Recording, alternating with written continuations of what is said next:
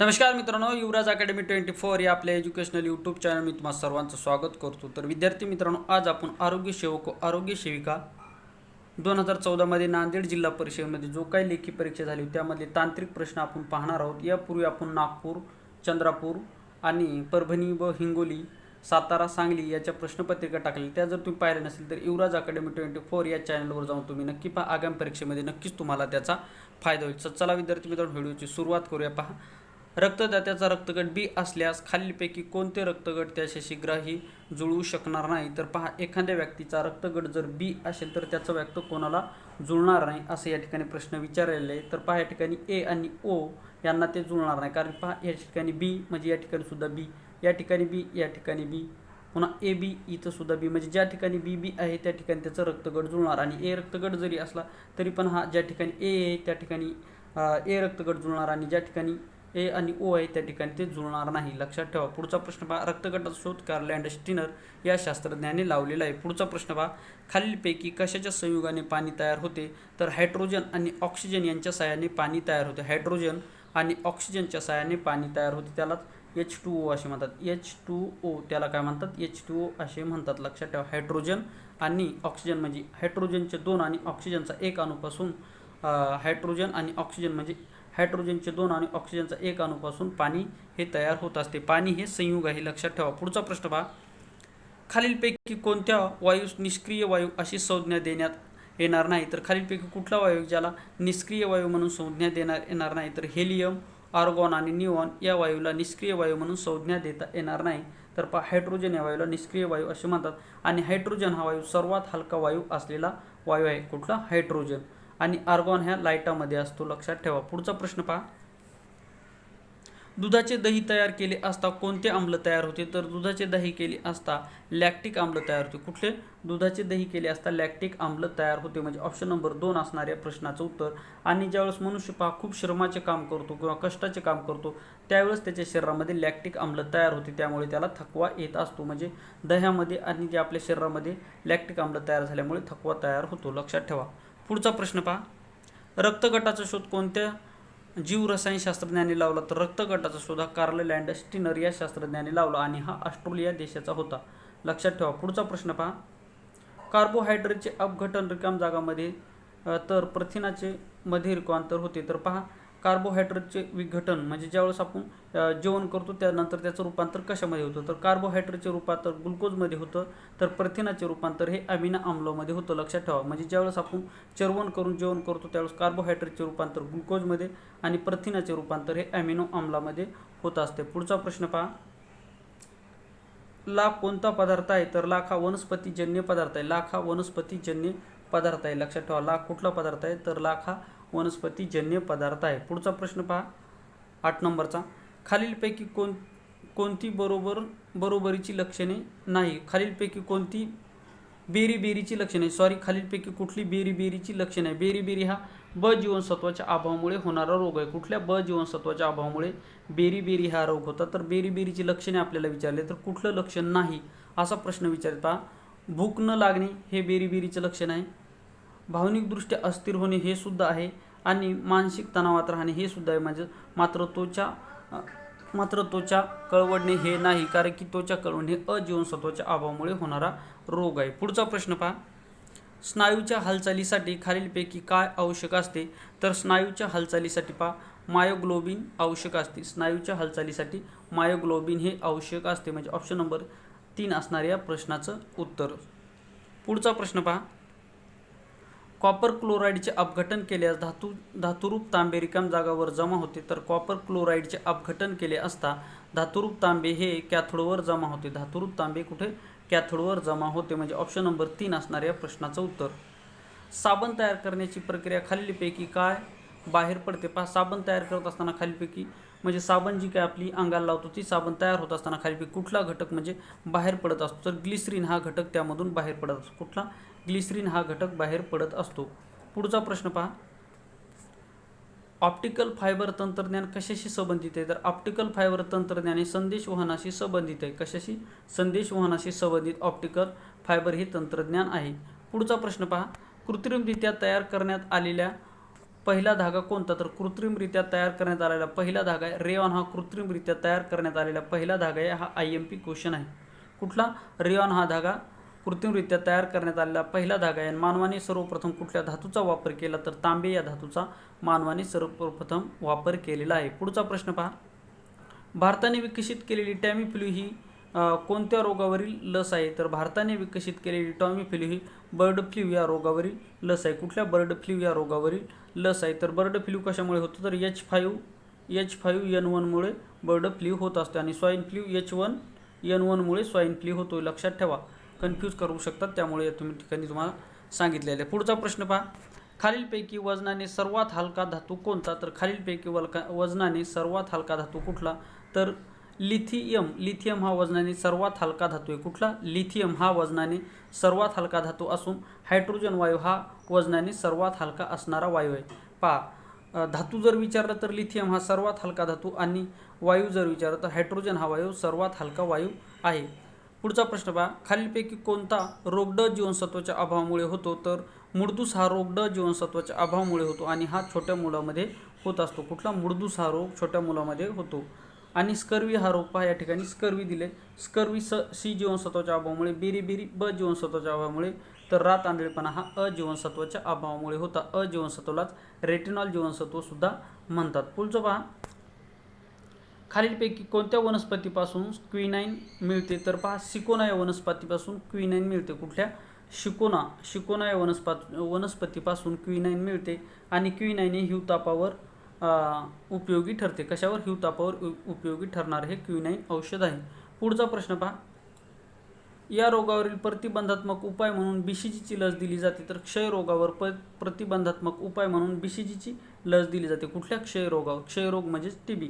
क्षयरोगाचा शोध कोणी लावला, तर रॉबर्ट कॉक या शास्त्रज्ञांनी लावलेला आहे आणि क्षयरोग हा जीवाणूजन्य रोग आहे, म्हणजे बॅक्टेरियापासून होणारा रोग आहे. पुढचा प्रश्न पहा, खालीलपैकी कोणत्या ग्रंथीस ॲडमचे ॲपल असे म्हणतात, तर थायरॉइड ग्रंथीला ॲडमचे ॲपल म्हणतात आणि थायरॉइड ग्रंथी आपल्या गळ्यामध्ये असलेला कंठस्थ ग्रंथी असे सुद्धा म्हणतात आणि हिला सूज आल्यामुळे गॅयटर हा रोग होतो. यकृत ही मानवी शरीरातील सर्वात मोठी ग्रंथी आहे, तिचा आकार जे या इंग्रजी अक्षरासारखा आहे आणि यकृताचा अभ्यास हिपॅटॉलॉजीमध्ये केला जातो. तर प्लीहा पहा, प्लीहामध्ये रक्ताची निर्मिती होत असते. पुढे पहा, साधुपिंड, तर साधुपिंडमधून इन्सुलिन नावाचा घटक स्रावतो, त्या हा स्रावणे जर बंद झाले तर माणसाला मधुमेह हा रोग होतो. पुढचा प्रश्न पहा, आणि साधुपिंड ही आंतस्रावी व बाह्यस्रावी असलेली एकमेव ग्रंथी आहे. पुढचा प्रश्न पहा, खालीलपैकी कोणता रोग विषाणूपासून होत नाही, तर पहा देवी हा रोग विषाणूपासून होतो, इन्फ्लुएन्झा हा सुद्धा विषाणूपासून होतो, मलेरिया हा सुद्धा विषाणूपासून होतो, मात्र क्षयरोग हा जीवाणूपासून म्हणजे बॅक्टेरियापासून होणारा रोग आहे आणि 24 मार्च हा जागतिक क्षयरोग दिवस म्हणून साजरा केला जातो. पुढचा प्रश्न पहा, खालीलपैकी वेदनाशामक औषध कोणते, तर मॉर्फिन हे वेदनाशामक औषध आहे. तर मॉर्फिन हे अफूच्या बोंडापासून मिळवले जाते. कशापासून, अफूच्या बोंडापासून हे मॉर्फिन मिळवले जाते आणि ते वेदनाशामक औषध आहे. तर पहा, इन्सुलिनच्या अभावामुळे मधुमेह म्हणजे डायबिटीज हा रोग होतो. क्विनाइन हे हिवतापावर वापरलं जाणारं औषध आहे. पुढचा प्रश्न पहा, मधुमेह रिकाम जागा या द्रव्याच्या कमतरतेमुळे होतो, तर मधुमेह इन्सुलिनच्या कमतरतेमुळे होतो आणि इन्सुलिन हे साधुपिंडामधून स्रावत असतं आणि इन्सुलिनचा शोध फ्रेडरिक बेंटिंग या शास्त्रज्ञांनी लावलेला आहे. कॅल्शियम हे मानवाच्या हाडामध्ये असतं, तर ग्लुकोज हे काय, कार्बोहायड्रेटचं जेवणानंतर ग्लुकोजमध्ये रूपांतर होतं, आपल्याला ऊर्जा पुरवण्याचं कार्य ग्लुकोज करत असतं. पुढचा प्रश्न पहा, आणि ग्लुकोजचा साठा म्हणून यकृताचा उल्लेख केला जातो. ग्लुकोजचा साठा म्हणून यकृताचा उल्लेख केला जातो. दूध रिकाम जागा नसणे पहा, तर ही म्हणजे दूध नासणे ही कुठली प्रक्रिया आहे, नसणे झाले, पेंटिंग मिस्टेक आहे थोडी. तर पहा, दूध नासणे ही कुठली प्रक्रिया असा प्रश्न विचारला आहे, तर दूध नासणे ही जैव रासायनिक प्रक्रिया आहे. दूध नासणे ही जैव रासायनिक प्रक्रिया आहे, म्हणजे ऑप्शन नंबर 1 असणार या प्रश्नाचं उत्तर. पुढचा प्रश्न पहा, कुष्ठरोग. आता जैव रासायनिक कशामुळे म्हणले, तर दूध हे नासणे हे काय, जैव रासायनिक प्रक्रिया अशी की जीवाणूमुळे दूध हे नासत असतं. पुढचा प्रश्न पहा, कुष्ठरोगावरील प्रभावी औषध कुठले, तर डेप्सॉन आणि सल्फॉन ह्या गोळ्या कुष्ठरोगावर वापरल्या जातात. कुठल्या, डेप्सॉन आणि सल्फॉन. लक्षात ठेवा, या ठिकाणी फक्त सल्फॉन दिले, तर डेप्सॉन सुद्धा गोळ्या, डेप्सॉन आणि सल्फॉन ह्या गोळ्या कुष्ठरोगावर वापरल्या जातात. आणि 30 जानेवारी हा दिवस कुष्ठरोग दिन म्हणून साजरा केला जातो आणि कुष्ठरोग हा अनुवंशिक रोग नाही. लक्षात ठेवा, मायक्रोबॅक्टेरियम लेप्रीमुळे कुष्ठरोग होत असतो आणि कुष्ठरोग हा जीवाणूजन्य रोग आहे. पुढचा प्रश्न पहा, या द्रव्यामुळे झाडाची पाने हिरवीगार दिसतात, तर क्लोरोफिल या द्रव्यामुळे झाडाची पाने हिरवीगार दिसतात. कशामुळे? क्लोरोफिल या द्रव्यामुळे झाडाची पाने हिरवीगार दिसतात. पुढचा प्रश्न पहा. पुढचा प्रश्न आहे, मानवी शरीराला कार्बोहायड्रेट्स का आवश्यक असते? तर मानवी शरीराला शक्ती आणि उत्साह मिळविण्यासाठी कार्बोहायड्रेट्स हे महत्त्वाचे असते. पुढचा प्रश्न पहा. हिवतापावरील प्रभावी औषध कुठले? तर प्रामाक्विन हे हिवतापावरील प्रभावी औषध आहे. कुठले? प्रामाक्विन हे हिवतापावरील प्रभावी औषध आहे. पुढचा प्रश्न पहा.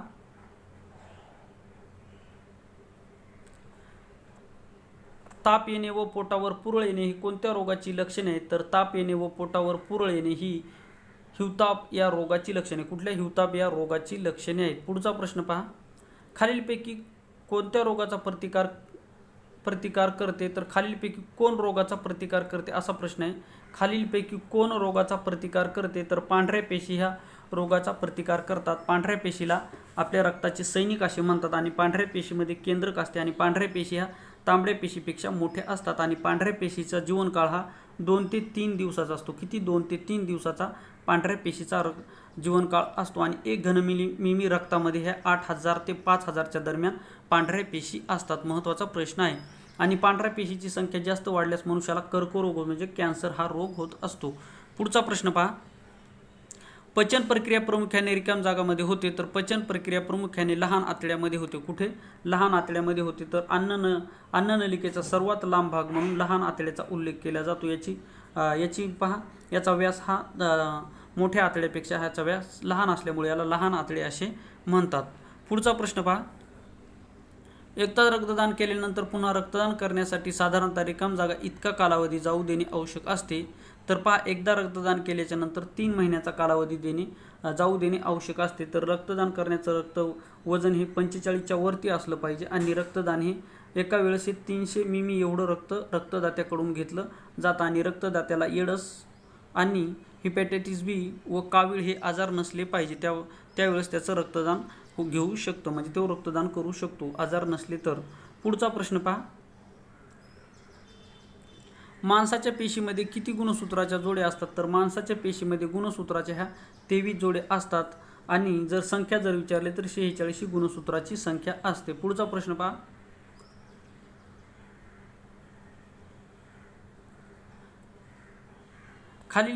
खालीलपैकी कोणत्या जीवाणूपासून कॉलरा हा रोग होतो? तर हेब्रो कॉलरी यापासून कॉलरा हा रोग होतो. कशापासून? हेब्रो कॉलरीपासून कॉलरा हा रोग होतो. कॉलराच हागवण असे म्हणतात आणि हा दूषित पाण्यातून पसरणारा रोग आहे. कशातून? दूषित पाण्यातून पसरणारा रोग आहे. पुढचा प्रश्न पहा. तांबड्या पेशी खालीलपैकी कुठे तयार होतात? तर तांबड्या पेशी हा अस्थिमज्जामध्ये तांबड्या पेशी तयार होतात आणि प्लेहामध्ये नष्ट होत असतात. तांबड्या पेशी कुठे तयार होतात? अस्थिमज्जेमध्ये तयार होतात आणि तांबड्या पेशीमध्ये केंद्रक नसतं. मात्र उंट या एकमेव सस्तन प्राण्याच्या तांबड्या पेशीमध्ये केंद्रक असतं. लक्षात ठेवा. आणि तांबड्या पेशीचं जीवनकाळ हे 120 ते 127 दिवसाचा जीवनकाळ हा तांबड्या पेशीचा असतो. लक्षात ठेवा. पुढचा प्रश्न पहा. 35 नंबरचा. रिकाम जागा या जीवनसत्वामुळे हाडे बळकट होतात. तर ड जीवनसत्वामुळे हाडे हे बळकट होतात आणि ड जीवनसत्व आपल्याला कोवळ्या सूर्यकिरणापासून मिळत असतं. आपल्या त्वचेखाली जे आर्गेस्ट्रॉन नावाचा घटक असतो त्यापासून ड जीवनसत्वाचं म्हणजे आर्गेस्ट्रॉनवर जर सूर्यकिरण जर पडले तर त्याचं रूपांतर ड जीवनसत्वामध्ये होत असतं. पुढचा प्रश्न पहा. कोणत्या स्वरूपात वनस्पती नायट्रोजन मिळवतात? तर वनस्पती ह्या नायट्रेटच्या स्वरूपामध्ये नायट्रोजन मिळवत असतात. म्हणजे ऑप्शन नंबर 1 असणाऱ्या प्रश्नाचं उत्तर पहा. कोणत्या स्वरूपात वनस्पती नायट्रोजन मिळवतात? तर नायट्रेटच्या स्वरूपात वनस्पती नायट्रोजन मिळवत असतात. आणि पहा, नायट्रोजन हा घटक वनस्पतीच्या वाढीसाठी महत्त्वाचा घटक असतो. नायट्रोजनचं प्रमाण हे हवेमध्ये 78% आहे. पुढचा प्रश्न पहा. खालीलपैकी कोणते विधान चुकीचे आहे? निकटदृष्टीचा हा दोष असलेल्या व्यक्तीस पहा. ज्या व्यक्तीला निकटदृष्टीचा हा दोष आहे त्या व्यक्तीला जवळचे स्पष्ट दिसते. 2 नंबरचा आहे दूरचे स्पष्ट दिसत नाही. 3 नंबरचा आहे रात्रीला दिसत नाही आणि 4 नंबर पहा दूरचे स्पष्ट दिसते. तर पहा, ज्या व्यक्तीला निकटदृष्टीचा हा दोष असतो त्या व्यक्तीला पहा दूरचे स्पष्ट दिसते. दूरचे दिसते मात्र जवळचे दिसत नाही. म्हणजे ऑप्शन नंबर 4 असणाऱ्या प्रश्नाचं उत्तर. पुढचा प्रश्न पहा. पचनानंतर प्रथिनाचे रूपांतर रिकाम जागामध्ये होते. तर पचनानंतर प्रथिनाचे रूपांतर हे ॲमिनो आम्लामध्ये होते. कशामध्ये?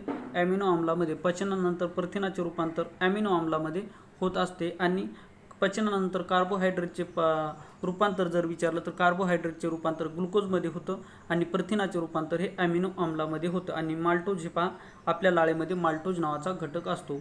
पुढचा प्रश्न पहा, मानवी शरीरात सर्वात मोठी ग्रंथी कोणती? तर मानवी शरीरातील सर्वात मोठी ग्रंथी मानवी शरीरातील सर्वात मोठी ग्रंथी आहे, तिचा आकार इंग्रजी जे अक्षरासारखा आहे. आणि यकृत हा मानवी शरीरामध्ये पुनः उत्पन्न होणारा घटक आहे, म्हणजे पुनरुत्पादित होणारा हा एक अवयव आहे. पुढचा प्रश्न पहा, नवजात अर्भकाला क्षय प्रतिबंधक लस केव्हा टोचली जाते? तर नवजात अर्भकाला, अर्भक म्हणजे बालक, पहा लक्षात ठेवा, म्हणजे जे काही नुकतंच बालक जन्मतं त्याला अर्भकाला केव्हा लस टोचली जाते? तर पहा जन्मानंतर लगेच ही BCG लस टोचली जाते. BCG ही काय लस आहे? ही क्षयरोगावर प्रतिबंध करणारी लस आहे. पुढचा प्रश्न पहा, या रक्तगटाचे रक्त इतर कोणत्याही रक्तगटाच्या व्याप्तीत चालते, म्हणून या रक्तगटाच्या व्याप्तीस युनिव्हर्सल डोनर म्हणजे सर्वयोग्य दाता असे म्हणतात. तर O रक्तगटाला सर्वयोग्य दाता असे म्हणतात, म्हणजे O रक्तगटाच्या व्यक्ती सर्वांना रक्त देऊ शकतो, मात्र तो बाकीच्याचं कुणाचं रक्त घेऊ शकत नाही. फक्त रक्तगटाच्या व्यक्ती फक्त O रक्तगटाचंच रक्त चालतं, मात्र AB हा सर्वांचं रक्त घेऊ शकतो, म्हणून त्याला सर्वयोग्य ग्राही जर विचारलं तर AB आणि सर्वयोग्य दाता जर विचारलं तर O रक्तगट हे या ठिकाणी तुमच्या लक्षात असलं पाहिजे. पुढचा प्रश्न पहा, खालीलपैकी कोणत्या जीवनसत्व जखमा लवकर भरून काढण्यासाठी उपयुक्त ठरते? तर K जीवनसत्व हे जखमा लवकर भरून काढण्यासाठी उपयुक्त ठरत असते, म्हणजे ऑप्शन नंबर 3 असणार या प्रश्नाचं उत्तर. तर E जीवनसत्वाच्या अभावामुळे वांजपणा येतो, तर B जीवनसत्वाच्या अभावामुळे बेरीबेरी हा रोग होतो, आणि D जीवनसत्वाच्या अभावामुळे मुळदूस हा रोग होत असतो. 43 नंबरचा प्रश्न पहा, मोरचुंद म्हणजे कॉपर सल्फेट, हा पण प्रश्न लक्षात ठेवा, कारण की असा प्रश्न विचार जर कॉपर सल्फेटला काय म्हणतात तर मोरचून म्हणतात, आणि मोरचुंदलाच कॉपर सल्फेट सुद्धा म्हणतात, हा पण प्रश्न विचारलेला आहे. तर पहा कॉपर सल्फेट म्हणजे मोरचुंद हे खालीलपैकी काय आहे? तर हे तणनाशक आहे. काय आहे? हे तणनाशक आहे. मोरचून म्हणजे कॉपर सल्फेट हे तणनाशक आहे. महत्त्वाचा प्रश्न आहे, लक्षात ठेवा. पुढचा प्रश्न पहा, जीवनसत्वे जलद्रव्ये असतात, तर पहा ब आणि क ही जीवनसत्वे जलद्रव्ये म्हणजे पाण्यात विरघळणारे आहेत, मात्र बाकीचे पाण्यात विरघळत नाहीत. कुठले? ब आणि क हे पाण्यात विरघळणारे जीवनसत्व आहेत, लक्षात ठेवा. पुढचा प्रश्न पहा, जगात केलेल्या एका पाहणीनुसार बहुतांश प्रौढ व्यक्तीच्या आजारपणाचे व मृत्यूचे सर्वात मोठे एकमेव कारण म्हणजे क्षयरोग होय. म्हणजे पहा याच्या अगोदर म्हणजे आता कोरोनाच्या सर्वात जास्त जगात लोक कोरोनामुळे मेले, परंतु या अगोदर क्षयरोगाने जगात सर्वात जास्त लोक मेलेले आहेत, लक्षात ठेवा. पुढचा प्रश्न पहा,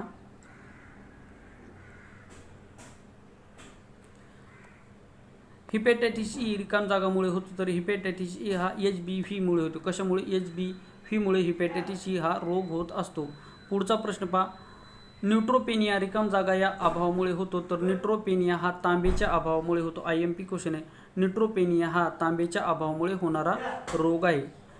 मद्यपानामुळे रिकाम जागाचा अभाव निर्माण होतो, तर मद्यपानामुळे आम्ल व नियासिनचा अभाव निर्माण होतो. मद्यपान म्हणजे दारू वगैरे जो मादक पदार्थ पितो त्याला मद्यपान असे म्हणतात. पुढचा प्रश्न पहा, स्निग्ध पदार्थात रिकाम जागा हे जीवनसत्व विरघळत नाही, तर स्निग्ध पदार्थामध्ये क हे जीवनसत्व विरघळत नाही. कुठलं? क जीवनसत्व विरघळत नाही.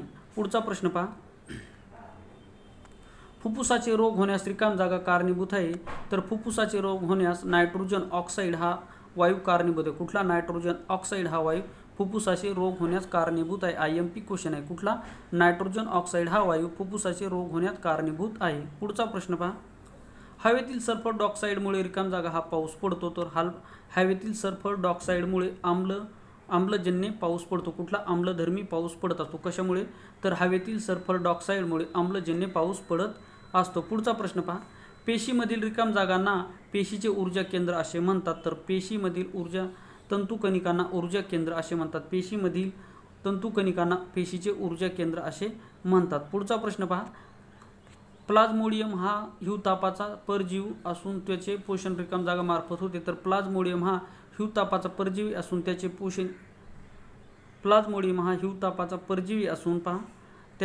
पोषण हे डासामार्फत होते. कशामुळे? डासामार्फत होते. प्लाझ्मोडियम हा हिवतापाचा परजीवी असून त्याचे पोषण हे डासामार्फत होते, म्हणजे प्लाझ्मोडियम हा डासाद्वारे मनुष्यामध्ये पसरत असतो. पुढचा प्रश्न पहा, बाह्य परजीवी प्राणी रिकाम जागा आहे, तर बाह्य परजीवी हा जळू हा बाह्य परजीवी आहे. कुठला? जळू हा बाह्य परजीवी आहे. पुढचा प्रश्न पहा, मानव सेल्युलोज पचवू शकत नाही याचं कारण काय, तर पहा सेल्युलोज न पचवण्याचं कारण आहे की कारण त्याच्या जठरामध्ये सेल्युलोज हा घटक नसतो. कशामध्ये? त्याच्या जठरामध्ये सेल्युलोज हा घटक नसल्यामुळे माणूस हा सेल्युलोज पचवू शकत नाही. तर अशा प्रकारे आपण आणि पेप्सिन हे जठरामध्ये असतं. तर पहा अशा प्रकारे आपण नांदेड जिल्हा परिषद जो आरोग्य सेवक आरोग्य सेवेसाठी 2014 मध्ये जी काय प्रश्नपत्रिकेमध्ये तांत्रिक प्रश्न विचारले होते 55 या त्यामध्ये आपण याचं स्पष्टीकरण घेतलेलं आहे. तर विद्यार्थी मित्रांनो हा व्हिडिओ तुम्हाला कसा वाटला कमेंट बॉक्समध्ये नक्की सांगा.